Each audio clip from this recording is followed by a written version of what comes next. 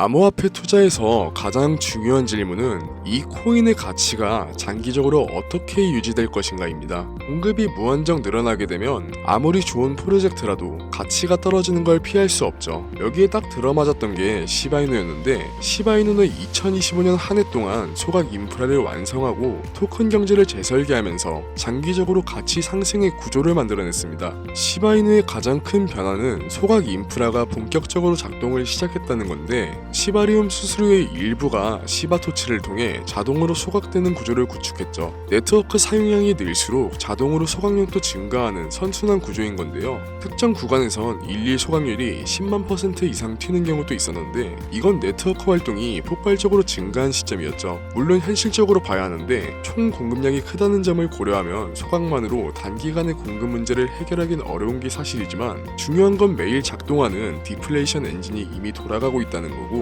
장기적으로는 소각량이 계속 쌓인다는 겁니다. 시바리움 네트워크는 출시 후 지금까지 누적 15억 번 이상의 트랜잭션을 처리했는데, 이 모든 거래에서 소각이 발생했다는 의미죠. 실사용자 기반이 형성되면서 소각량도 꾸준히 증가하고 있는 추세입니다. 기관들도 이런 변화를 주목하고 있는데, 2025년 11월 일부 기관들이 발행한 전망 리포트를 보면 시바이누의 향후 핵심 가치는 시바리움 디앱 채택과 소각 인프라, 그리고 온체인 활동 증가가 중요하다고 했습니다. 소각 메커니즘이 생태계 성장과 직결된 구조적 요소라는 평가죠. 단순히 이벤트로만 보는 게 아닌 기관들은 소각을 통해 얻어내는 토큰 경제성을 진지하게 분석한 거죠. 그레이스케일도 2025년 11월에 ETF 상장 검토 리스트에 시바이누를 포함시켰는데, 자산 운용사들도 시바이누를 투자 상품으로 분석하기 시작했다는 의미입니다. 전통 금융권에서 시바이누를 평가 대상에 올렸다는 건데, 투자 관점에서 보면 시바이누는 소각을 통한 공급 감소로 희소성을 높이고 토큰 경제 재설계를 통해 실용성을 얻은 상태인데요. 거기다 기관들도 분석을 시작했다는 건 시장에서 상품성이 인정된다는 겁니다. 장기적으로는 가치 상승의 구조적 기반이 만들어지고 있다는 거죠.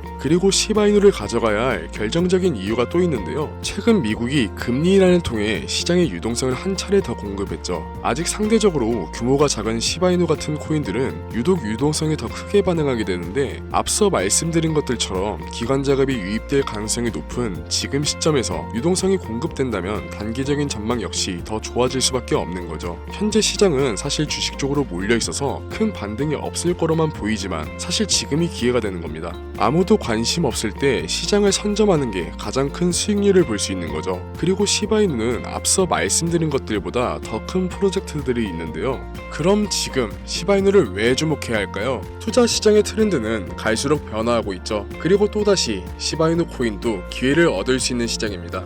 밈 코인도 과거엔 실사용 여부와 무관하게 인기와 투기 심리로 움직였었고, 현재는 기술력이 있어야만 살아남을 수 있게 됐는데, 시바이누는 이런 트렌드를 잘 따라가고 있죠. 시장에서 바라본 시바이누는 이미 기술력과 안정성을 검증받았습니다. 최근 들어서는 여러가지 이슈가 눈에 띄는데, 시바리움 레이어2 네트워크도 완성형에 가까워지는 와중 미국의 T 로우 프라이스 그룹은 ETF에 편입 가능한 자산으로 구분짓기도 했습니다. 그리고 인지도도 받쳐주고 기술력도 진보하고 있죠. 이 중에서 가장 눈에 띄는 건 본격적인 실사용 수요가 생기기 시작했다는 겁니다. 바로 아랍에미리트 정부와 공식 파트너십을 맺게 된 소식이죠. 물론 이전부터 실사용이야 몇 차례 있었고 제휴하는 매장도 늘고 있지만, 국가 단위로 파트너십을 맺는 건 이례적인 일이죠. 아랍에미리트 에너지 인프라부가 발표한 내용을 보면 시바이누 OS 운영 체제를 포후국 7개 전체의 공공 서비스에 통합한다고 하는데요. 에너지 관리와 인프라 개발, 그리고 행정 시스템까지 국가 단위로 블록체인을 실제 도입한다는 겁니다. 테스트 단계가 아닌 정식으로 채택된 만큼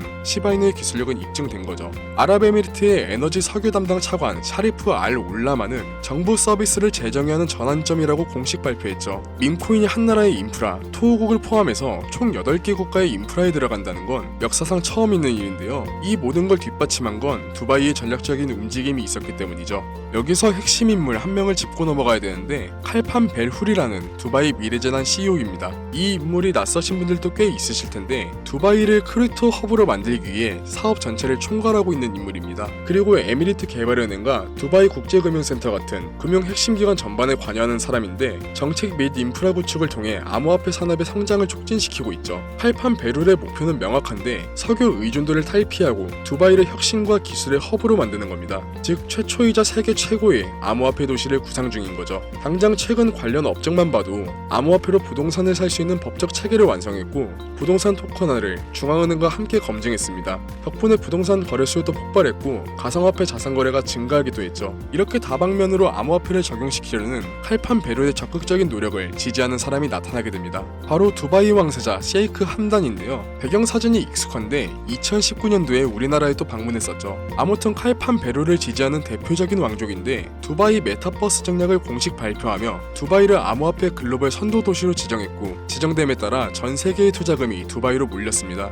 강력한 권력층의 전폭적인 지지를 받기 시작한 거죠. 근데 결국 권력층의 힘이 떨어지면 사업 자체가 무너질 수도 있지 않냐라는 생각하시는 분들도 계실 텐데 아랍에미리트는 왕정 체제죠. 레임덕 자체가 강하게 나타날 수가 없는 구조이기 때문에 큰 걱정은 안 하셔도 됩니다. 즉 우리나라처럼 정권이 바뀌면 정책이 싹 뒤집히는 게 아니라 한 방향으로 일관성 있게 수십 년간 밀어붙인 경우가 많죠. 결과적으로 왕세자의 지지까지 얻은 칼판 베룰은 최근 인터뷰에서 AI 도시로서의 전환과 블록체인 통합을 더욱 가속화하겠다고 밝히기도 했죠. 이 전략의 핵심 파트너가 시바이누라는 거고요. 국가 단위 대규모 프로젝트가 시작한 지금 이제는 단순한 코인 하나 투자하는 게 아니라 아랍에미리트 정부가 향후 수십 년간 추진할 디지털 혁신에 함께 올라탔다는 거죠. 두바이 디지털 혁신의 총책임자가 직접 설계하고 추진하는 프로젝트의 일부라는 점에서 시바이누의 장기 전망은 어떤 밈코인보다도 웬만한 알트코인보다도 탄탄함을 보여주고 있죠. 자, 지금까지 시바이누 코인을 왜 보유해야 하는지 말씀드렸지만 더 중요한 게 남았습니다. 투자할 때 가장 위험한 건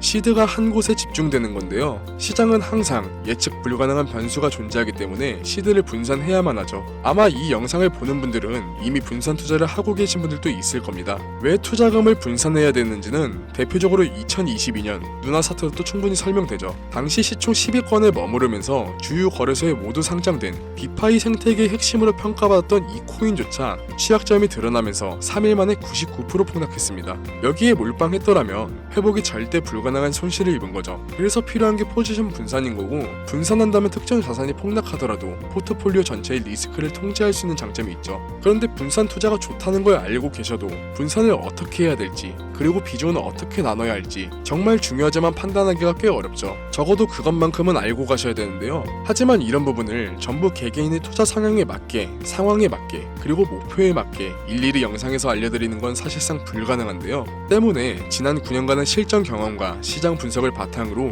구체적인 관리 전략을 정리해둔 자료가 있는데 이걸 공유드리려고 합니다. 이론이 아닌 실제 적용이 가능한 프레임워크와 검증된 케이스 스터디를 담았습니다. 이 책은 판매가 예정되어 있는데요. 구독자 여러분들께는 판매 시작 전에 무료로 책의 제본을 발송드리려고 합니다. 부탁드릴 건 구독과 좋아요 그리고 구독 완료라고 댓글만 남겨주시면 되고요. 신청 방법은 두 가지인데요. 구독과 좋아요 그리고 댓글로 구독 완료까지 남겨주신 분들께서는 지금 시청 중인 영상의 설명란 또는 댓글에 링크로 들어가셔서 양식을 작성 후 제출해주시는 방법이 있습니다. 모바일로 시청하시는 분들은 링크 누르시면 문자로 돌아가는데 문자로 남겨주셔도 됩니다. 위 절차가 너무 번거롭다 하시면 PPT 하단 연락처 보이시죠? 연락처 참고하셔서 문자로 검증이라고 남겨주시면 됩니다. 문자나 양식을 남겨주시면 순차적으로 연락드리겠습니다. 지금까지 영상 시청해주셔서 감사드리고 더 좋은 영상으로 찾아뵙겠습니다.